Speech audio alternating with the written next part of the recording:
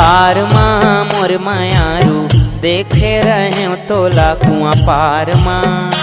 कुआं पार माँ मोर मायारू देखे रहे तोला कुआं पार माँ।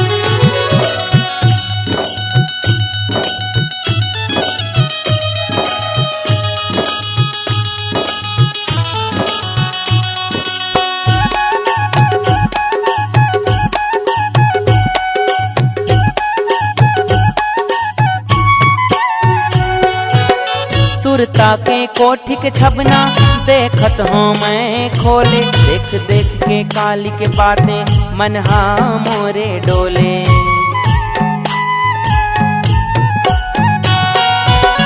सुरता के कोठी के छबना देखत हूँ मैं खोले। देख देख के काली के बातें मनहा मोरे डोले। देख देख के काली के बातें मनहा मोरे डोले। तोरे मोरे आँखी कैसे, तोरे मोरे आँखी कैसे चढ़े कहीं डोला कुआं पार माँ। कुआं पार माँ मोर मायारू देखे रहे तोला कुआं पार माँ। कुआं पार माँ मोर मायारू देखे रहे तोला कुआं पार माँ।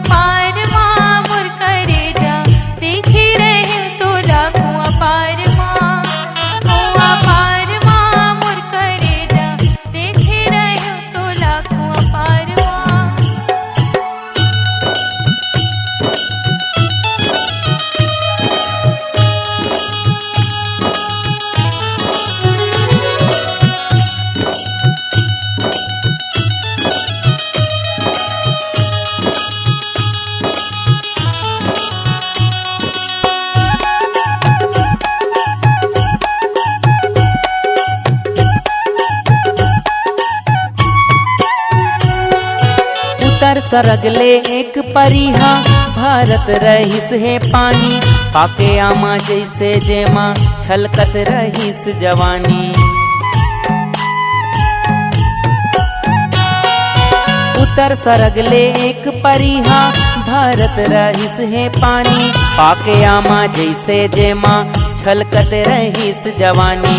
पाके आमा जैसे जेमा छलकत रहिस जवानी। मारू बने वो ताकत रही गे, मारू बने वो ताकत रही गे, मोला करके ढोला कुआं पार माँ। कुआं पार माँ मोर मायारू देखे रहे तोला कुआं पार माँ।